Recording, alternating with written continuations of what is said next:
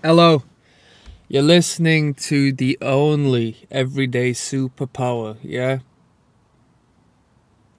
If you haven't done so, you're going to want to click subscribe for this one, yeah? So, in one of the last videos, you should be keeping up to date with me, we spoke on unfamiliarity and how that is repelling those away from you and making life harder for you to engage with others. Especially those you do want to engage with.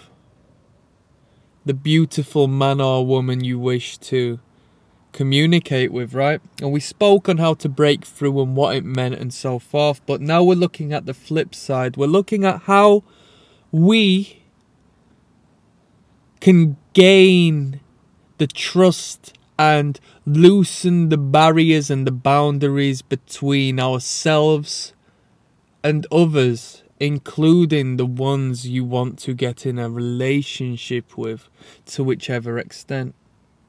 We're talking about familiarity, alright? If you want the real game, the link is down in the description where you can assess real-time body language assessments. Join that conversation, alright? So we're talking about familiarity. When we become more familiar with something, we start to enjoy it more. Our guard starts to come down. Whereas when we don't know the person, the artwork, the area, it's dangerous and provokes our survival mechanism into fighting against what it deems as a potential threat. We are animals. This is how we work. We don't consciously think in it. We just produce defensive body language and thought patterns and we get out. And that's how you're feeling when you want to engage with that cute woman in the supermarket who you've only just seen.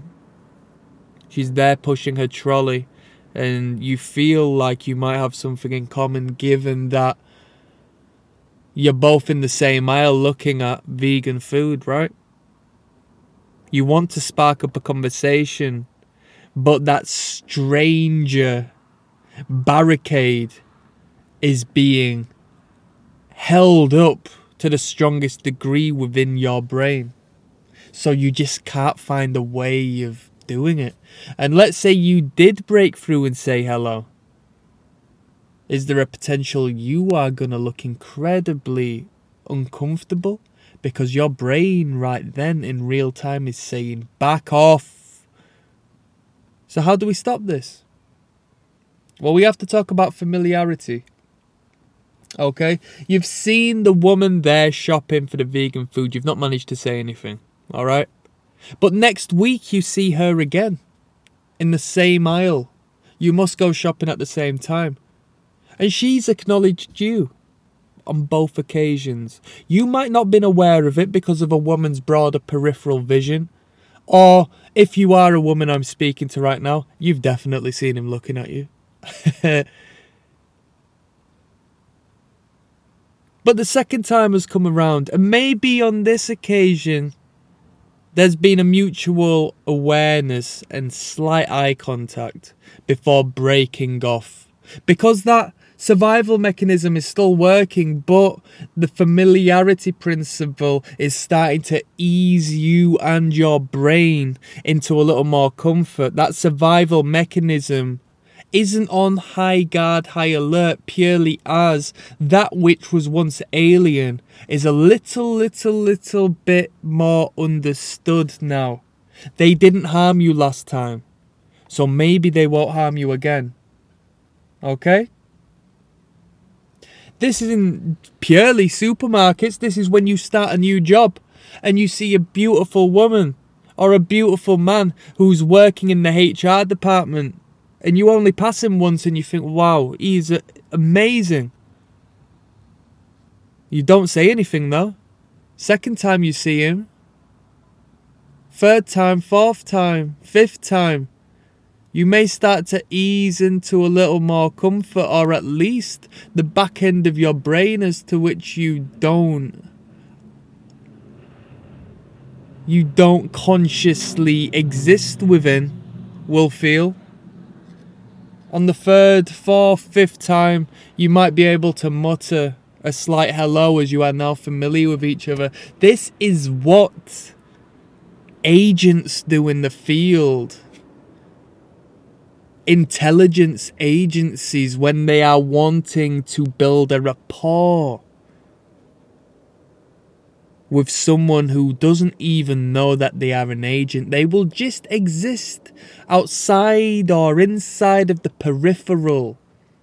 Maybe a street away waiting for a bus, whereas the individual drives past them on a morning to work. That's how minute this is, but we've gone from 0 to 100. We've gone from the unknown to acknowledgement. That over there exists. And then when you see that over there existing a second time and a third time, we emerge a pattern and we become more and more familiar. And the more we understand, the less scared we are. So when it comes to military warfare, what is the most powerful in shocking? What is terrorism? It's boom, sudden, shock and awe, blitzkrieg.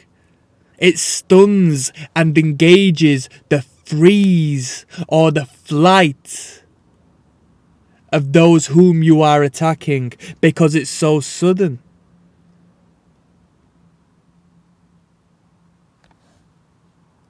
The familiarity effect, okay? It's called mere exposure. So the more you are exposed to something, the more you understand. The second time you've seen that girl in the supermarket shopping for vegan food, you've both come to an acknowledgement that you may be on the same wavelength. The third time around, it's going to be easier for you. Now, I'm not saying it might not be hard, but it will be 15 times easier to say, this must be your regular then. Her. She smiles politely and responds. She says, yeah. Where you take it from there, probably not too far, but now you are engaging verbally. You see where I'm coming from?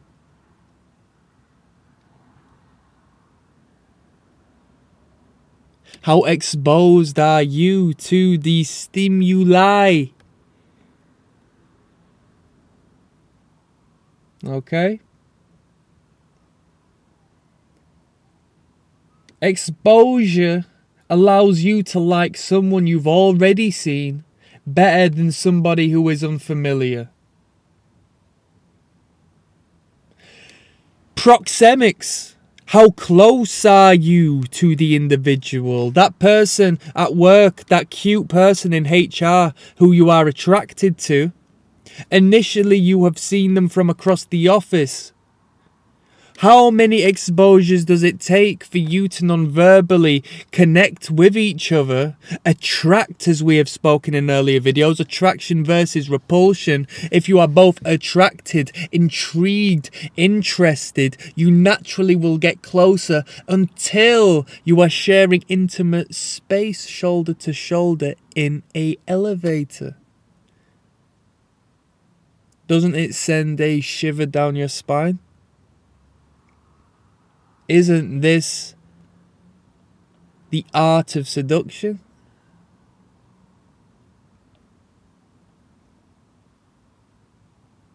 I've been in workplaces and we're not talking of love, but we're talking of the familiarity principle. I have been in existence within workplaces, work environments, and new people have joined the force. They are a little bit timid at first. It's not in their best interest to go and speak to everyone because their brain will be exhausted of the excess.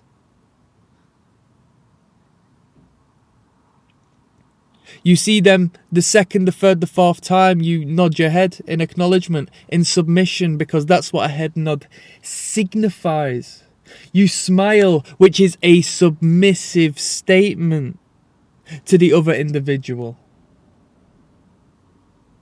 You acknowledge their existence. In response, they will mirror you and acknowledge your existence. And you can say, are you alright? Yeah, I'm good. I'm good. Are you alright? Yeah, nice one. How are you finding your time here? Yeah, it's not been too bad. Yeah, whereabouts have you been working? Oh, well, I've just been working in that department. Oh, yeah, really? I've not worked over there before. How's it been? There we go. Let me get into your world. Talk about yourself. You're now the most important person on planet Earth. I have engaged with you, the familiarity principle, and you start speaking on your life experience. I pay attention, acknowledge, observe, and now I am getting more familiar with you. We are establishing a bond. Do you choose to leave your world and enter mine by asking me a question? Probably not, but I understand.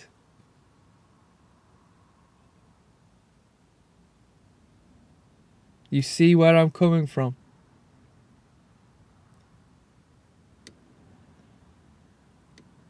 It's tough. You can walk in the middle of the street wearing your best outfit and not be acknowledged by anyone when you're trying to garner attention from the opposite sex. But given that you were present within the life of these people on a more regular basis, you will be deemed more familiar, and in result, they will be more comfortable, or at least their brains will. I mean, one may argue that over-familiarity might be oversaturation, and in an economical sense might actually drive your price down. So the example I used with the supermarket, with it being week by week by week as opposed to every moment of the day, seems a little bit more understandable, right? The office example, if somebody is working 5 times a day and seeing this individual 3, 4, 5 times a week. Did I say 5 times a day, 5 times a week? We may rush the familiarity principle, but then it's up to you how fast do you jump into that intimate zone, because in not too long there will be an oversaturation and an over-familiarity as to where we might seriously enter the friend zone. We like predictability and we like to feel safe. A little bit of danger is exciting, but you must leave that until you establish a real bond and you engage with someone on a personal level. We're working with our brains here. We're understanding our brains, how it's wired, and we are trying our best to work alongside something which unfortunately goes against us for the majority of our social interactions. It does keep us alive, so I guess the main principle is brilliant, but it makes communication and relationship building quite problematic at times. I'm going to finish on this one, yeah? When you take a photo of yourself and you look at that photo, you probably won't like it much because our faces are completely symmetrical unless you are like a supermodel, and because we are not familiar with perceiving our own face from that perspective, it's uncomfortable to view because we are not familiar with it. How deep is that? That is ourselves, who we are present with each and every hour of the day. But the moment that perception is different as to what we are used to, that familiarity is thrown out of the window and we look at ourselves as ugly and uncomfortable. If for somebody you like, let's say social media, you can acknowledge, let's say Instagram, you watch their story. There's a possibility they may see who's viewed their stories, they've seen you. No, let's take it before that. Let's say, no. This could work in any example, right? So you view their story, they see you have viewed their story. You might do it again at a later date, a week on. Then you drop them a like.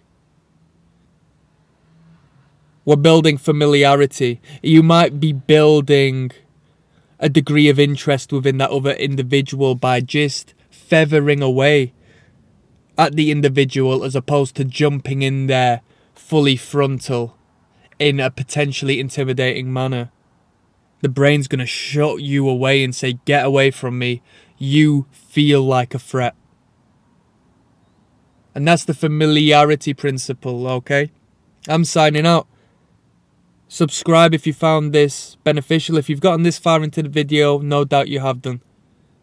Peace out.